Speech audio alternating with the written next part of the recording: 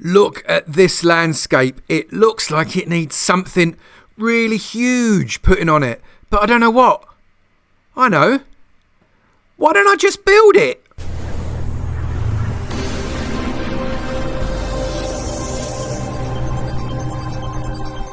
Good morning, good afternoon, good evening and good night, depending what time you're watching this next episode of my build tutorial series, and this time we're going to go large. Yes, we're going to go large because I've wanted to build something really big for ages, and I've had a lot of people asking me to build something big as well. So I figured, well, that makes sense. Let's get something big. And this landscape is awesome for a big mega build, and I thought, what can we do?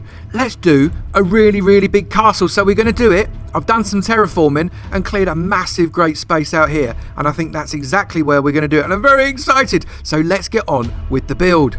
Now this one is going to be big. It's going to be really big, in fact, and we'll do the dimensions in just a minute, but you can see the size of this clearing that I've had to make just to be able to fit it in. You don't have to do it as this big, obviously. You can do it a smaller one, or if you really wanted to, you could do a bigger one. But I think this one's going to be sufficiently big for it to span across a couple of tutorials, maybe even 3 tutorials. Don't know. I'll have to see how it goes. By the time you watch this, you'll probably know how many tutorials this has spanned, so I've got no idea why I just said that. Should we get on with it? I'm not going to do an inventory because, quite frankly, castles are mostly bricks and stone and stuff like that, and what we do inside will be very different as well. So I'm not going to do an inventory. You can kind of make it up a little bit as you go along, but I'll talk about the blocks that I'm using as I use them, so hopefully that'll give you an idea as well. Let's crack on with it. So we've created the outline using some orange wool. It doesn't have to be orange, you can use whatever colour you like. The towers in each corner are going to be 12 in diameter, so 12 blocks across, including the outside blocks. Then you've got the 2 kind of bits along the outside front and back edges that have got the holes in. Each half of that is 18 long, and then the one along the side, which is a solid wall, is 25 blocks long. They're the dimensions for this particular build. Obviously you can play around with it if you want to, but we're going to go with that. Let's get on with the walls.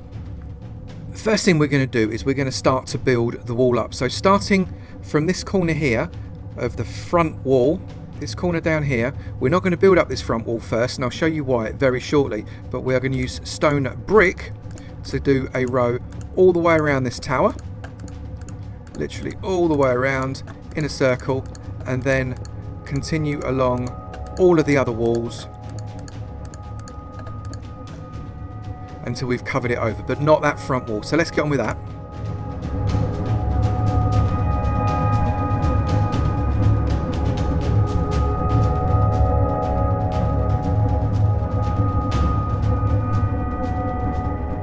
You can actually see it's already starting to take really nice shape. I'm happy with it already, but we need to get those walls higher.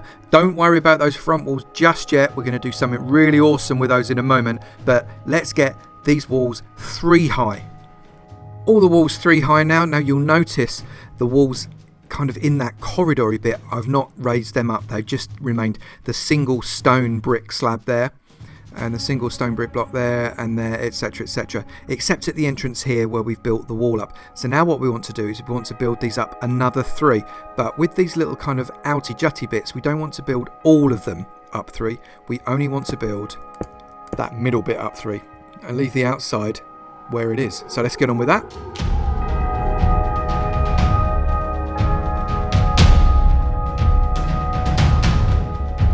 So that's really starting to look like we've got some good sturdy walls with good supports, and we're going to make that even better now. We're still ignoring that front because we're going to do something awesome with it, and we're just going to go round with 3 more along the inner wall. So these outer struts that we've just reduced get absolutely nothing. So you can see here just a straight wall all the way along, and we're going to make that another 3 high. Let's get on with that.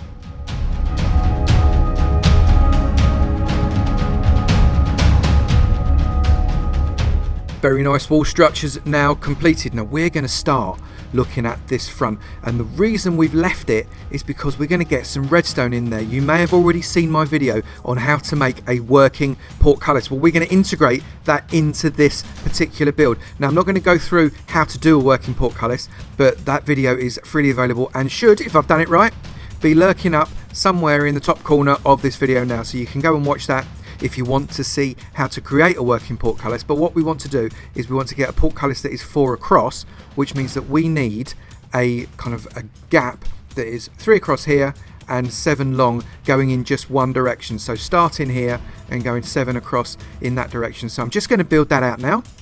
So we've dug our trench, and you can see it overlaps this wall ever so slightly. So it's 7 across, 3 down and 5 deep, and you can see that row of orange down there in the bottom. That is where we're going to put the sticky pistons to create this build. Now I'm going to make the redstone now off camera, because if you want to see how to make that, go and take a look at the how to make a working portcullis video, because this is going to make this video way too long and it's not a redstone tutorial in the same way. So let's get that done now. So there we got it. We've got a little bit of redstone circuitry that means that when we press this green button here, that portcullis is going to go up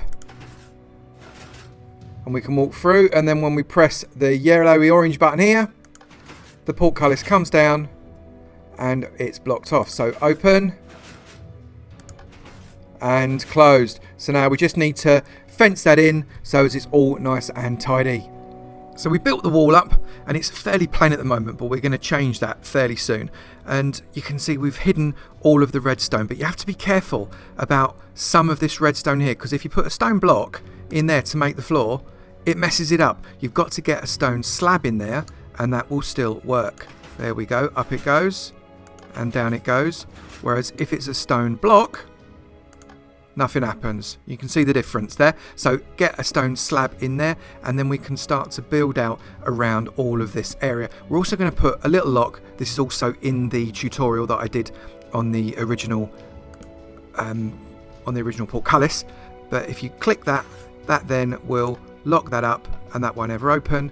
Open it up there and open it goes. That's brilliant. So now let's tidy it all up. We're going to get some stairs in there as well, just to make it look a little bit more, I don't know, decorative rather than all very, very blocky. I'd like it to look a little bit nicer. So let's get that all done. So we've blocked it all in there now. We've used some stone brick steps above and below these buttons here. We've also stuck in some stone steps along here because it just looks a little bit nicer, with a little bit more ornate, a little bit more groovy. We've got some stone steps in here and in here that covers up that kind of orangey colour that we've got here for the button, but it also covers up the redstone. We've used some stone steps upside down either side of that portcullis there. You can see that gives some nice detail. We're going to make that far more detailed than it is already, definitely, because it needs something. It still looks very blocky, but at least it's given us a bit of a start. Now what we need to do is build up the rest of these walls to the height of the others and we're away.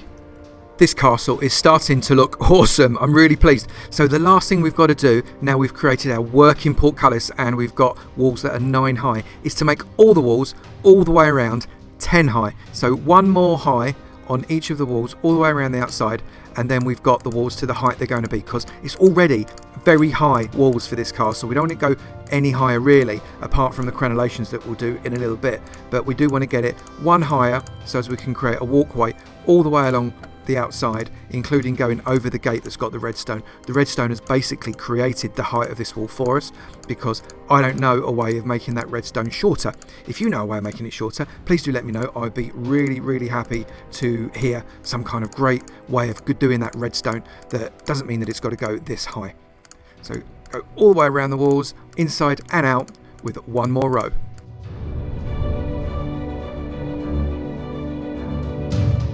Include going across the top here too. Don't get that bit there, that was a mistake. Right, so get all the way across here, so we're creating a bridge across the top, and then keep going.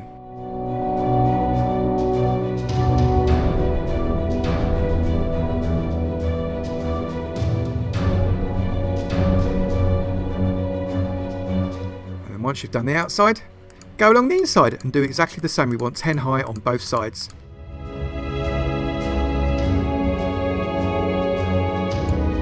Now this is where you've got a choice. You've got 10 high wall all the way around, and inside here, this isn't just a wall, this is walkable. So this becomes a corridor all the way around the castle and only stops when you get to the gatehouse bit. So you've got the choice of what you want to make the floor. Now you could, if you wanted to, maintain the floor as these stone bricks here, or if you want to, like I'm going to, you can change the floor in to some nice wood. So I'm going to change the floor into wood all the way around the inside of this, and it's going to make it look just a little bit more authentic. Castles often had wooden floors that they allowed their guards to run around inside the walls with, and that way the guards could get from any one point in the castle to any other point in the castle very, very quickly.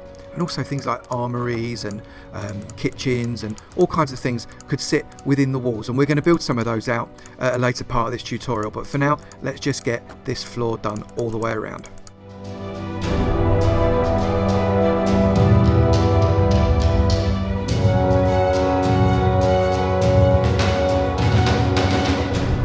So we've got some nice wooden floor all the way along there.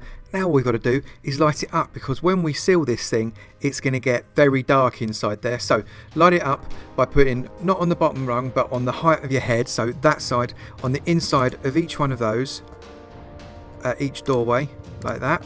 And then also on the inside of each of those, the outside of each of those as well, the outside of each of those, basically on every corner. You can see there, every corner that's got a bit of wall space, we have put a torch, and then we're going to do that on every single one of the corners. So let's go and do that now. Let's get ourselves up and over onto this corner here, and we're going to go again on every edge, every corner. We're going to put a torch, and that's going to mean we've got plenty of light in these bits here, and we'll be able to turn those into any kind of room we want. And I've got some really great ideas as to the kind of rooms we're going to turn these into. We're also going to put some light down these corridors as well, otherwise they're going to get incredibly dark, and we're going to end up having all kinds of nasties and monsters spawning in here. And the last thing you want in your armory is a skeleton, because they just, basically they don't fit the armor. So let's get these all done along here, and we'll also get some torches in the corridors too, and I'll be back when I've done that. So all of our corridors are now lit up. So we want to create a way of getting up to the top of the parapet so we can see who's trying to invade our castle. And the way we're going to do that is to create stairs at the edge of each opening. So the long wall, if you remember, we've got kind of a block. We can't go all the way through. So we have got to create some kind of step to get over it. So we go 9 along from this edge here. So we go 1, 2, 3, 4, 5, 6, 7, 8, 9. And on the 9th one, we put down a step, and we're going to put down a step and the right way around, all the way up to the top, like this. You can see that gives us steps right the way to the top. Now you have a choice now. Your choice is you can just have one row of steps and keep this as a corridor for, I don't know, maybe another weaponry area or storage or whatever you might want, or you can create a second row of steps. I personally am going to create a second row of steps on this particular one. You don't have to do it the same on every single one, obviously. Create a second set of steps that go all the way to the top, and that way you're never going to fall off the edge of the steps. And that's my theory, because what I don't want to do is fall off the edge of the steps. I'm then going to get a wooden block there, and that's where I'm going to land, and I'm going to do that on the edge of every single one. So I'm going to do it coming up this way, and I'm also going to do it over here exactly the same way, coming up 9 in. But with this one you have to come in a little bit sooner, and I'll show you how to do that in just a moment. So it's 9 out from that side, but let's get everything else done and then I'll come back to this one. So we don't come in 9 with this one, we come in 5. But one thing I did forget to mention is if you are going to block the stairs off completely, you are going to want to put some light into here, because if you don't, you can end up with all that gurgling and that growling in the walls as the zombies have spawned, or something else has spawned in there, and it'd just be really annoying. So 1, 2, 3, count properly, 1, 2, 3, 4, 5. So the first one goes on there, and then you just go up exactly the same way as you did with the others, and that should take you to the right point of the wall to get you to the top of the ramparts, and that takes you to the top, and then you can put your wood at the top like that and build the other side, and then you've got the finished steps. And then the last thing you want to do after that is to top off the entire walkway. I like to do it in wood. You could do it in stone if you want to, but I think wood just gives for a different texture and a different colour, stops that stone being a little bit overwhelming, and you can do that all the way around. Make sure you leave a good gap here. I'd recommend that you come out 1, 2, 3, 4, 5 and stick that like that there. There we go. And then obviously what you can do on one side is create a walkway, and we'll do that in a moment, and I'll show you exactly what I've done. So let's finish off these stairs and finish off the ramparts at the top. Now with this gate that we've not done anything with yet, you could actually put a second working portcullis in if you wanted to. I'm personally not going to do that for the back door. I'm just going to have this as a closed portcullis, which means that we don't have to put any redstone in it whatsoever. We're just going to create a closed fill. Purely for economy, I'm going to get some cobblestone in here, just underlie this a couple of rows before I start to use the more expensive stone brick. Appreciating creative, it doesn't actually matter how expensive it is, but here, so we're going to get our stone brick now and surround this cobble here. And what we're going to try and do, can you see here we've got a gate that is 1, 2, 3, 4, and then with the steps 5 high. So we're going to emulate that here in exactly the same way. So we get our steps, so it's 1, 2, 3, 4, and then the 5th one is the steps, and then create the steps that go across like that in exactly the same way as they are on the other side, because we want it to look as similar as possible, not necessarily symmetrical, but as similar as we possibly can. If we can actually get the steps to go the right way around. There we go. So we're going to do that on both sides, and then we're going to start to create the portcullis-y bit. So let's just get these steps on this side as well. You know what? I'm so rubbish at placing these steps. I think I might actually do this, or am I going to do it first? Go on, there we go. Go on, can we do it? Can we do it? Yeah, yeah, we can. Right, so there we go. We've got our not working portcullis there. We're going to take these bits out because if you remember, we've got some quite nice effect over here. I'll show you it again in case you can't remember what it looks like. So we've got gravel, and then we've got some steps, and also, oh look, I can see there we've not got. I missed one out then. Right, so we're going to come along here and we're going to get some gravel that we've already got, and then we're going to get some steps in to create exactly the same effect that we've got here. So got steps running that way, and then steps running that way. In here we're going to replace this all with stone brick, just so as it looks much nicer. That's going to be stone brick as well, and then in here we're going to get some gravel. So there's our gravel, and we're going to go 1, 2, 3, 4 in exactly the same way as we did on the other side, so as we've got, you know, a very similar kind of shape. So we know that we want the gate to go on that gravel, and because the gate is going to be closed, we can just place it, if I can ever actually take off, we can place it on top in exactly the same way as we did before, because this isn't going to be moving, so it doesn't matter that it's fixed. And then we can come above here and we can put in some stone bricks, because that's what you put on the top if you remember of the last one. Some stone brick like that,